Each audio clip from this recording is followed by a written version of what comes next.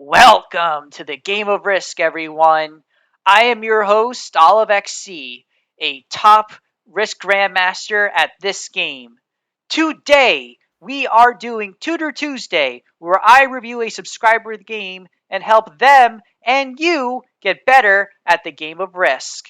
Today, I have the pleasure of working with God Awful Noob, who is not a noob. Come introduce yourself, man.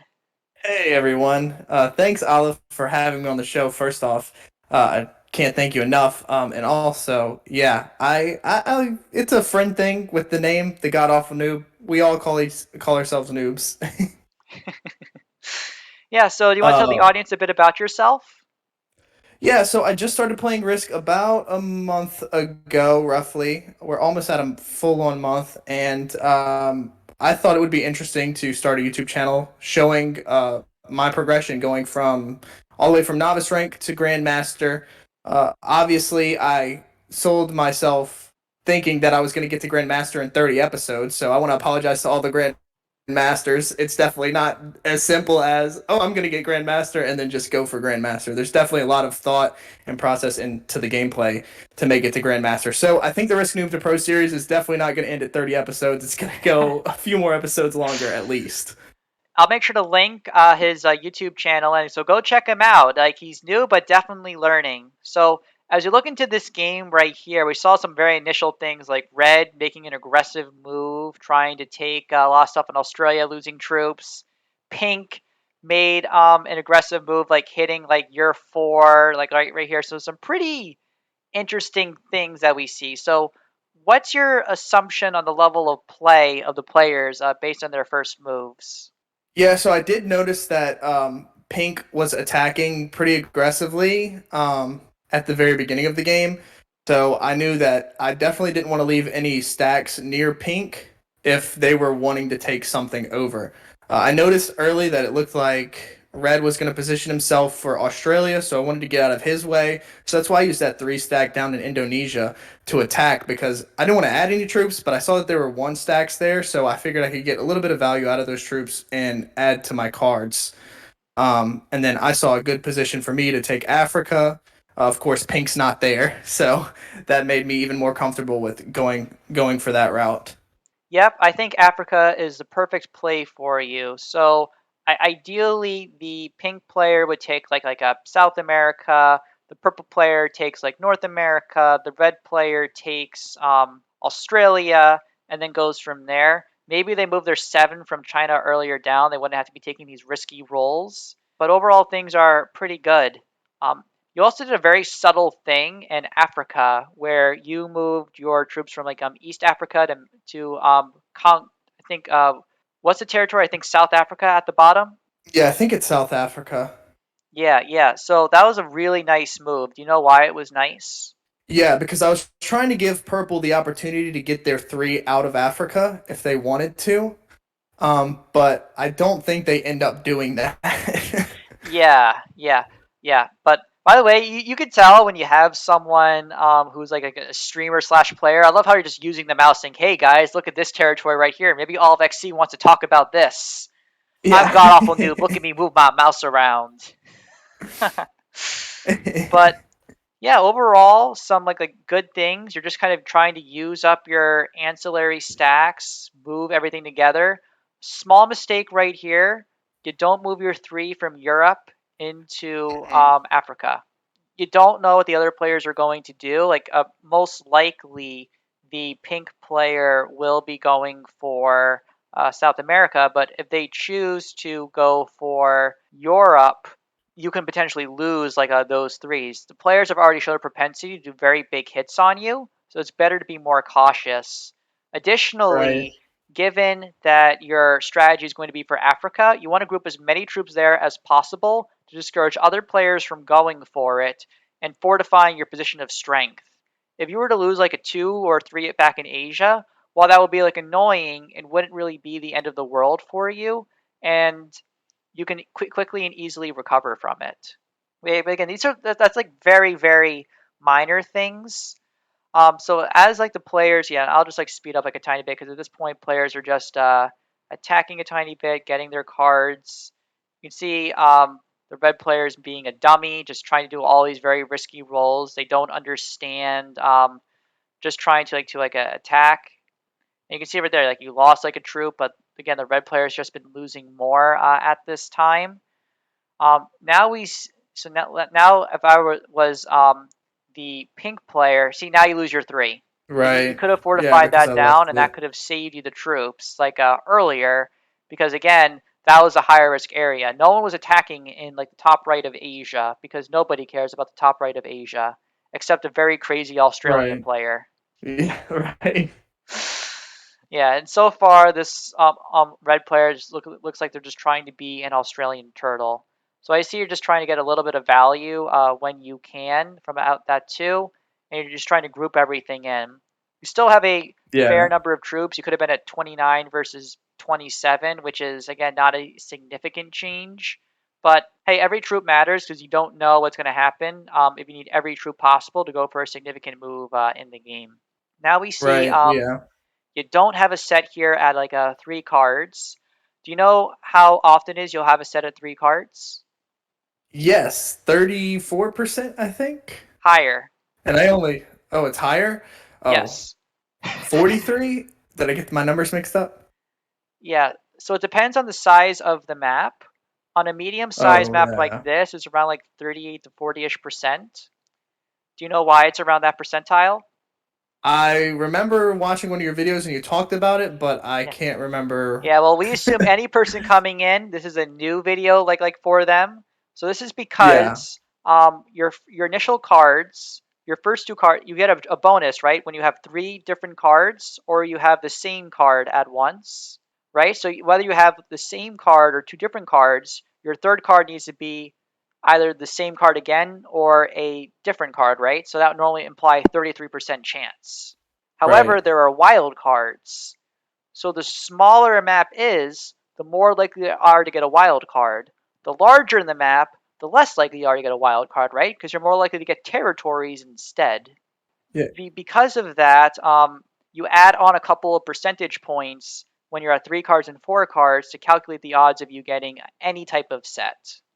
You can sell what I like to offer on this channel is a very math, logical based focused, which allows you to really get a good mathematical logical foundation to help you in your risk games. So Yell Pink did something kind of crazy here where they just took Europe when they had a very easy play for South America instead. So what do you think about that play? I think it makes them a little bit weaker because they're guarding four fronts versus being able to guard two. Yep. But I also think that their fear was that purple just took, and I just made a mistake right there. I don't know if you caught that. Oh yeah, I did see that. So yeah, so Yeah, I like what you think but that Pink was worried about purple. So going hmm for a different move, they had the opportunity to. They went for it, but you see, because for the prior turn you just tried doing a 2v1, but you didn't reset it. The manual dice don't reset, so you always have to try to fix it. The Kill Pete strategy calls this a game flaw design. I like to put a positive spin on it. I like to think of this as a way that makes the game more challenging because you have to remember this. right. So purple player. So then you decide to take over Africa right away. So do you think it was a right decision for you to take Africa very quickly?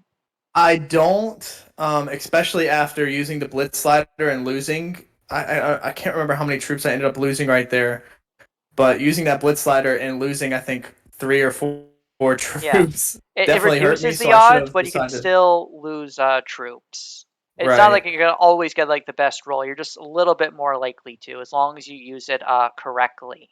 A lot of things could have happened, right? The purple Mhm. player could have just did a 4v1 on you and broke you. Pink player could break you like at any time. Red could choose to break you if they're more aggressive like Australian turtle. And there isn't much that you can do.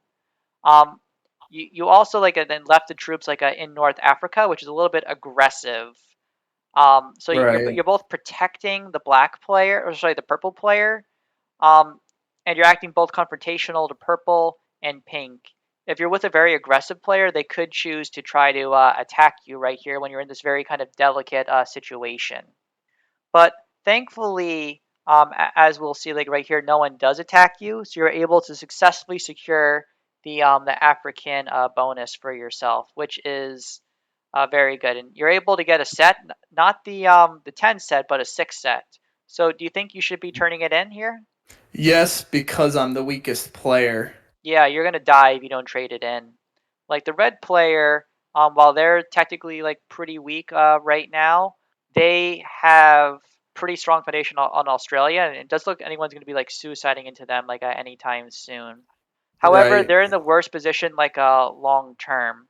Ideally, if everyone was just turtling, eventually the North and South American player would be able to just have a significant advantage in the game and just take them out with their huge troops and get to the player endgame scenario. This is a theory right here, by the way. Like, what would happen if all players were top grandmasters playing relatively optimally? At this point, you chose to put all of your troops in Egypt. Why did you decide to Right. do that? This is a significant moment in the game. I didn't think about it being so confrontational to Pink in Europe, but I put it there just because if anyone decides to break me on either side, I have access. But I do see how in East Africa, if I would have had my troops there, I have access to both. Yep. So what happened a couple turns ago is Pink decided to attack Purple. This was a very kind Mhm. of poor move because Purple would immediately be able to retaliate. Pink was in a very strong position holding Africa, or sorry, Europe, and they can have a significant advantage. So if they just continued like holding their troops, they would be outpacing both you and the red player, and then eventually they can work together to eliminate one of you and be in a strong position heading into the three-player endgame scenario. Instead, Purple just retaliated against them, did a lot of damage, and now they both hate each other. So Right. clearly, a lot of players are being very, very aggressive towards each other this game. So when players are being aggressive, how should you be reacting? Should you be aggressive too, or should you be more passive? I like to be more passive and let them fight it out and just kind of fortify my troops and wait for the aftermath of everything that's Yes. going on and then Yes. decide, okay, this area is weak. I'm strong enough to take over something that's going to give me a better bonus. So with Africa, I don't like Africa long term because it's in the middle of the board. So people are going to have to cross through you to fight each other, or they're just going to kill you in the process. Same thing with Europe. I don't really like to hold Europe the entire game. If I can transition to Yeah. North America, South America, I don't really like to transition. I'm sorry, to Australia, but if it's opened and it's gonna help me to kind of get out of their way so they can fight, by all means, that's what I try to do. Yes.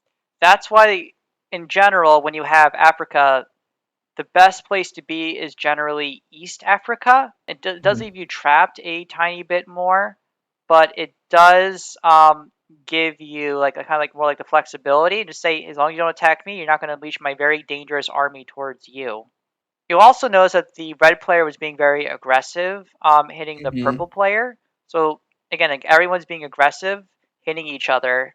And I would say this is a good move because if the purple player just held all those bonuses, they would have a significant advantage. Yeah. The board just kind of turned on them, and while they have still have a lot of troops and are in a very strong position for themselves, if they just wait a little bit to kind of fortify like their position, like in North America, and eventually take like South America, they would have been in a much like a better spot. But now look, they're just in a war with like the pink player. They're both killing each other. Pink is now significantly weak. Yeah. Now, And I don't know if you noticed, but my thought process was I wanted to, when it was my turn, I used my 8 troops to open up Red's 23 stack in hopes that these two would fight, which they ended up doing. And it gives Red the opportunity to move his 23 and kill Pink if he's going to do it. Doesn't yes, mean he will, but I wanted to give him the opportunity where his 23 was trapped. I opened it up for him so that he could yeah, potentially go for the kill onto Pink. I don't yeah, think he does, though. yeah. The value is not worth it for them because Mhm. do you know what each card is worth in troops? Yeah, in fixed it's 3, right? Two. Each card's No, worth about 2. two, and that's because It's on average going to take you about 4 cards in order to get a set. You can get anywhere from 4 troops to 12 troops. The average generally being around 8 or so. So therefore, each card is going to be worth on average about 2 troops. So given that the pink player has six, sorry, 3 cards are worth about 6 troops. So the red player would on average be losing about like 9 troops. There, in this case, pink was lucky. They had the bonus, and otherwise you could have potentially taken them out. But you can see Right. right here another benefit besides looking at the value of the cards as player dynamics. We can see right here that the pink player and the purple player just hate each other and are attacking each other very, very aggressively. For that reason, the longer you keep those two alive, the more they're just going to kill each other, and the more you're going to be able to solidify an advantage for yourself. Yep. So you're just continuing to to attack. You're just continuing to get that advantage. You're also not opening up red anymore. I kind of like that because you and red are about equal in strength. If I was the Australian player, I would probably, and this again, if I was like a very high level player, I would probably be Mhm. targeting you really really hard because I know purple and pink are weaker players, and they're going to be going after each other. So I should go after you to balance things out and make your life harder. And you can't really retaliate Right. against me unless you suicide into me. And just Right. and when I look at your play, you've been relatively competent. You just took your continent, group your things together, making one attack. You don't seem like the person to just suicide into someone. Like it looks like you're like trying to win the game. So as long as you don't do Right. anything incredibly unreasonable, I would expect the red player to be going like for you. It's one thing you may want to try to do, because again, normally the best play is to leave yourself like on East Africa. You could consider Mhm. just leaving your armory on the Middle East instead, because then the red player can't go into you. You're just fully Right. defending against the red player who is your threat like this game. You can wait out the purple player and the pink player from killing each other, and all the while you're just building up the extra troops waiting for the final confrontation and showdown with the red player, because again, pink and purple, they hate each other.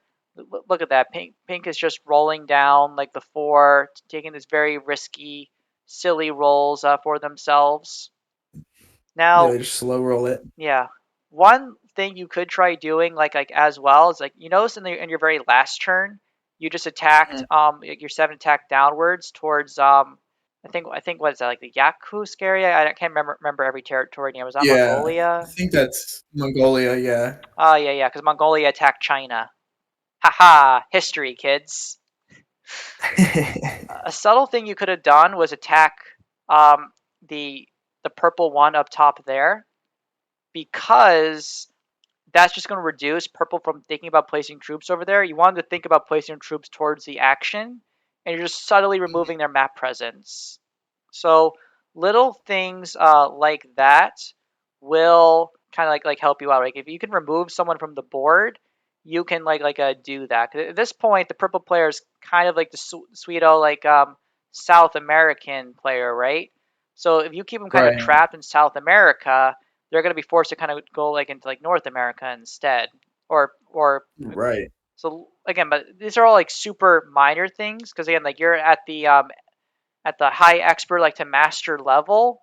All your mistakes you're making, if any, are very minor in nature.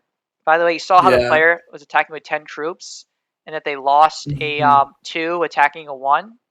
That's the slider blitz in action right there. If they were attacking with a minimum number of troops, they would only be losing a 1 there at a maximum. But since they're attacking with more troops, it's in a very rare situation they could potentially be losing 2 troops instead. I see what you're saying about removing purple. I wasn't even thinking about getting them out of there. Um, but Yeah, it would have made because sense. it I didn't was kind of really. hoping they would add and then break pink, but I mean they would have done that from North America anyways. So and it would have forced them to break pink anyways, or break me in Africa. So I think that was my other thought process was like, I don't want him to turn and trigger me because it's like, oh, now black's in on it too. Well, I'm gonna ruin both of their games and give red the win because sometimes that's Yeah. how novices or beginners think. Yeah, you never know what to expect because both of these players are clearly acting as like a weaker players. They're just attacking each other, acting off of emotions, and you want to stay kind of out of their way with each other because clearly they're both attacking each other. Like you notice you place your 7 by pink. Again, if you hmm just left your troops, I would try to stay as far away from pink as possible because you have no idea if they're just going to snap and attack you. You want to keep your Right. larger stacks away as possible, from them. One players are being very silly, emotional, confrontational. You're also doing, I think, a very kind of nice thing that I like to do with Africa. It's also a nice thing to do as like an advanced South American play.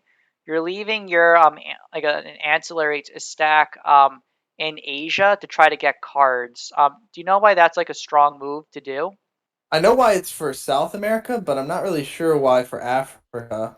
It So leaves you with it's not less as much for concentration Africa on. per se, Mhm. but like the idea is you want to have like mobility available in order to get cards. So you're able to generate those extra 2 troops a turn when Mhm. like attacking, because each card's worth Right. 2, so you'll be gaining extra like troops. And sometimes you get lucky and you'll get that like a 10 set, which will allow you to really upgrade your overall troops.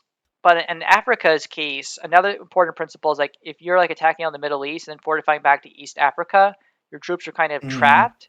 And if there's a significant opportunity for yourself to get additional cards, and take someone out and make a critical play in the game, like you're not going to be able to do so.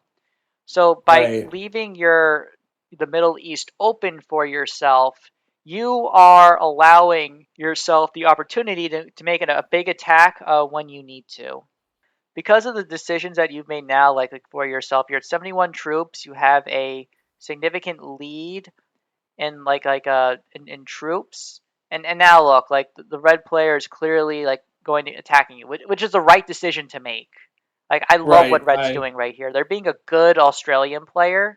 Besides blocking themselves out, they're preventing the other players from like going strong and making reasonable constrained aggression where they're remaining tough. Like I would put this red player probably at the expert ranked level, maybe like even master. Like they're doing some pretty solid things, and I'm happy with their play. and I even thought that that was the right play. I obviously I can't tip my cap to it because it affects me negatively, but my thought was he kind of that helps me in a sense that okay, pink and purple are like okay, well now red's getting on the action on black, so I don't have to really worry about black getting too much stronger because they're going to continue to just break black.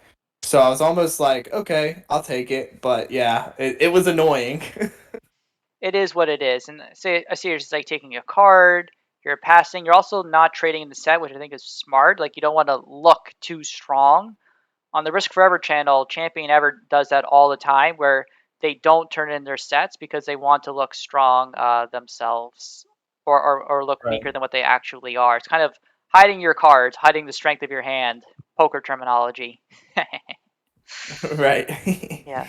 So now the purple player is getting strong again, taking over their like 2 continents at once, and at any time they can just start spacking the pink player at like any point. So what are your thoughts on potentially breaking purple if they could keep holding North and South America? Well, my thoughts at this point was it's not gonna hurt me yet, and it benefits me from him getting kind of catching up. Like I want him to catch back up in pace before I do anything over dramatic as far as troop count goes, because as long as I'm keeping good terms with him until he takes another continent, and then I kind of leave one and let him see. Okay, he's gonna take my continent here, but he's giving me this continent. So that's kind of my thought process, which may be a little bit like too much because I'm giving too much faith into that player. But as you see here, red goes in and breaks purple for me as well. So then again, that there again makes purple mad at red and not me. and I Yeah, continue to show favor to purple yeah. It's also by not attacking surprising him. that Red's attack failed. Given that just a little bit ago, I'll go back a little bit to see before the attack. They're at a nice number, but they still failed. Oh yeah, Nice they numbers are did. nice. Like, how could the nice number fail? I've never seen it until I know, today. man. I know. Yeah, the pink player trading in. They're super angry at purple. They're continuing to like attack. Like, honestly, if purple just stuck with North America instead of trying to take South America as well, I think things would have been like all right for them. But clearly, they are very close to killing each other. And now we get to like I think a very kind of critical moment of the game that I wanted to kind of ask you about. You Mhm. didn't do this, but what are your thoughts on eliminating the red player right here? Yeah, I definitely see. I have the window to do that, and both pink and purple were weak. I think that mine did cross my head if I turned my match in, but then I was also nervous on. I don't know. I probably could have gotten away with it. Yeah, and you almost have a nice number of troops right now. I mean, like, here's the Yeah. way that I think about it, right? The hmm red players have been antagonizing you the entire game. If you were to eliminate them, the remaining players will be pink and purple. They both hate each other a lot, and they'll probably keep attacking each other. You can just like sit back and let them both weaken each other until you have more troops than both of them combined. At that Right. point, you'll be breaking the balance of the game in your favor, and you'll be able like to win. Yeah. So that's like an So alternative way to do what you said what you did, which is like take over like North America using like your large like amount of troops. yeah. In this case, like it's like working out, like because again, like again, pink and purple just really they both ruin each other's games. They just want to keep attacking each other. But you risk that the board just turning on you instead when you make this very strong power play for yourself.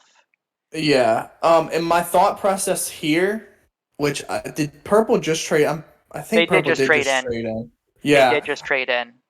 I knew that red and pink didn't have the trade in, but I probably wasn't paying attention to see that purple had a trade in as well. So that probably was a mistake that I probably should have waited because I would have assumed that purple was going to trade in.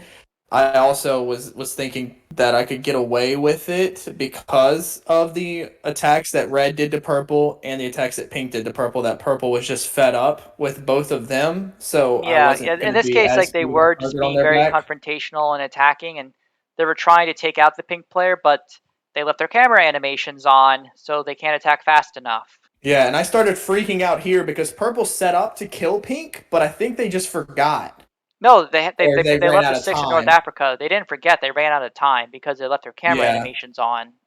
So then I think red was Noobs thinking aren't about trying to noobs go because they're for it. dumb. It's because they don't know the Right. mechanics. The game Right. there's probably camera animation guy at SMG's like saying, I spent several weeks preparing those camera animations. Gosh darn, I'm gonna have most players look at them. Yeah, so then this opens up me to be able to kill pink, and they're gonna have 3 cards, so it works out to where I can get a match in. Yeah, and you're going to be guaranteed to take them out like as well. Do you know like the minimum number of troops like that you need? In this case, open up your 11, so it's 100% guaranteed. But like, do you know Yeah. how many troops are needed? Like, if they just had a 4, how many you would need to take them out? If they just had a 4, I would need a 9, right? Yep, 8v4 is 99%, and 9v4 is 100%. So here you are, you just got the kill. You now have very strong borders everywhere. You got a wild card. Like literally, like the whole game is like going like in your way, like right now. If we look at the troops right now, you're at 95. Let's pause right Mhm. here. You're at 95. Okay. Red is at 60. Purple is at 32 and their So I could 52 have, is trapped. like I say, so I could have killed purple this turn, and Yep. then killed red. Well, you may not have been able to kill red because you had a lot of like armies and troops around.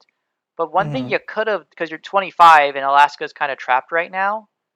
But one thing you Yeah. could have done was you could have taken out the purple player Then you could have like left your troops in the Middle East, Ukraine and Kamchatka, and Mhm. then the red player would take at least one turn to move out their army. You would then get a large number of additional troops and get attacker's advantage hitting them, and then just take the game from there. You can also Right. get attacker's advantage on the purple player, taking them out there. Once you're getting more troops than all other players combined, or getting more troops per turn, you're able to kind of take the game. And any time you're getting more than like all the other players, you have to consider to act on it because sometimes that window to win can be very, very narrow right here. Mhm. In this case, though, you're in a dominating position, and you make I think your biggest mistake of the game right here. You attack China. Right. So Right. And that what was opens your thinking here about making this move? purple's weak. Maybe they go for the kill on purple, but I can't remember what red ends up doing here. So at this point, so red what alliances were on, but they just didn't accept it. But red has proven to be a very competent player all game, Mhm. and they were trying to make reasonable moves to maintain the balance of the game. So by opening them up, they could have potentially gone for second, but I think that they're trying to go for the win. Like they are a very reasonable player. So Right. instead, what they like end up doing, as we see right here, is they put all their troops in and they're going to go slam you right now, and as they should. If you get Right. North and South America, you're going to get the win. And look, now they're getting attacker's advantage. They lose 9 to your Right. 11. Now they're going to attack your 25. And look, +7. Now look, you're at 57. Other players are 34, 34. You no longer can, balance of the game is no longer broken in your favor Right. because red made a very good move right there, like a really solid move.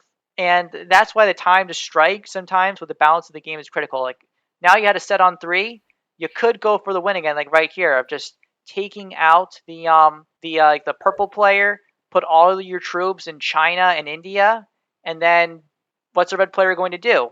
They're going to have like one set, and maybe they can break you, but Yeah. you'll get purple's three cards, and then like be fine. If purple Yeah. was competent, they could trade in right now if they had a set, start hitting you, and you risk the game entering a state where you no longer have the chance to win. Like if you identify yourself having more troops than all players combined, you have a chance to be really, really aggressive right here and like go for like those wins. Yeah, I definitely need to pay attention to that. And I Yeah, think that's what Red was thinking was going to happen, and that's why they pulled into Indonesia instead of Siam. yeah. They were worried you were going to suicide into them because they don't know how Yeah. players react like under aggressive things. Like they're making the best moves that they can as the Australian player. They managed to create a situation where they're getting about the same number of troops, you and purple combined as them, but you're getting a tiny bit more. But again, at any time you can be like a changing like the balance like a in your favor. Like at this point, like purple's at like 4 cards. Now red's at like 5 cards. You can do the same thing again. You can just take out purple completely, and you forgot to fix your slider right here. But now you decide to open up red again. Like I'm guessing you're hoping again Yeah. they decide to just suicide into purple. Yeah, because of how weak they are. Yeah, because like now you're kind of slamming them, Yeah, and that's and then I also realized at that point they had 5 cards, so I was like, dang, they're gonna match in and they're gonna yeah, probably they run can up just and hit hit you my really 20 really hard. again. Now look, purple's at 62. Like if red was just like screw this, the black player ruined my game. They can turn the set, have a 10 set, hit your like Alaska, kind of suicide like and end like their whole game, and potentially even giving the purple player the win if they're competent. Purple player, if they're smart, they can also hit your 20 right now, get attacker's advantage, and have a huge thing. Like you were just like squandering like your whole game, like right here. It's Yeah. basically it's a purple player being bad at this point, which is why that you are winning rather than you kind of making like the decisive play. But in order to get Yeah. the highest win rate, you need to be controlling the aspects of your game rather than hoping the other players make mistakes like for you. Yeah, and I think I mean, it would have been the right play for purple to break me there, but I think I felt comfortable enough with them to where I didn't think they would attack me, but still I shouldn't get to that place of trying to have someone else help me win the game whenever I could have just won the Won the game. game like already. Knowing when the Right. balance of the game is and how to react to that like is critical. From what I've seen Yeah. like from your game here is that you have very strong fundamentals like early game establishing your continent, noticing player dynamics and playing like accordingly to it. The biggest thing that I think that you like need to work on is three-player endgame scenario and recognizing when the balance of the game is like broken in your favor. So at this point, like Yeah. black's just kind of, or sorry, red's just kind of like giving up because they realize how much of a lead like that you have. Or sorry, they did it because you and purple were doing the trap strategy where you both hold like all like the big continents. This Hmm. generally kind of favors you because you can always attack purple first and break the Right. game like in your favors. And again, since the game was so close to breaking in your favor like as well, like you could have done like a lot of things here and Yeah, I could have probably killed. like been okay. Like really the key moment like that kind of allowed you win was when purple turned in their set and had the 24. They should have slammed your 20, probably got a good Yeah. roll, broke your North America, and then it's a wide open game. Right. If they were a And top then player and or I was in that same situation as them, minus me killing pink the whole game, I if they had made like that move, you would have lost your advantage and it could have been anybody's game. And then right. it also would establish a strong alliance between red and purple. At this point, purple's like, yeah, I lost. The black player just too many troops. I'll just try to get like second by doing something nice for them. And now Yeah. you're gonna win at this point. You can just Yeah. you can kill purple first because they broke the balance of the game. You can kill red because they were your biggest enemy. Like as long as you're not stalling and being a jerk, you're gonna be able to wrap this game up. Yeah, and that's kind of what I did right there was I forced purple into red by moving both my stacks into their continent, but I could have just killed them and Yeah, there's a lot of then ways you could killed have red. killed them like earlier.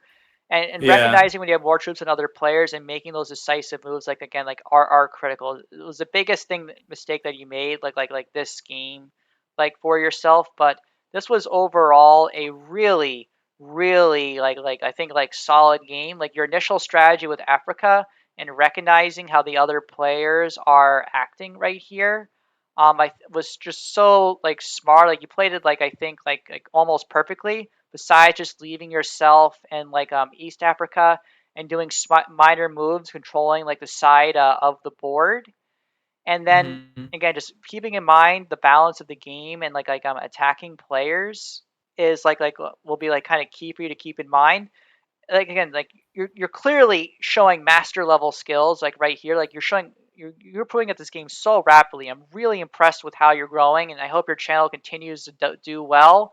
You focus on improving like these little things right here. I can see you getting grandmaster sometime next month and I'm going to be looking so forward to that day when it happens.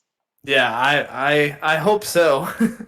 I definitely I can see that's probably my weakest point as my end game. So I do need to definitely start focusing and paying attention to my troop count at the end, instead of worrying about the other stuff of like, oh, I can make this person continue to fight this person. Because that's kind of what I was trying to do is just manipulate the players into fighting each other versus me having to do that work. And then Yes, once because they get them weak sometimes a enough, lot of I players swoop on in. ladder are just very passive. It requires Yeah. sometimes a very strong player to kind of instigate change once they recognize certain things are happening. But God Awful Noob, you're definitely not a noob after seeing this game. You've done showed an excellent game, and I hope some of the players in the audience here kind of learned about how to play Africa and handle a three-player endgame scenario. If you enjoy this content, please consider subscribing. I'm so happy with how this channel is growing and how people are liking Tutor Tuesday. And go subscribe to God Awful Noob and his journey becoming a Grandmaster. Any final words from you, God Awful Noob? Thank you, audience, for hanging around with us and watching this video. And Olive, keep up the great work. I hope to be in another one of your videos soon. Thank you so much, man.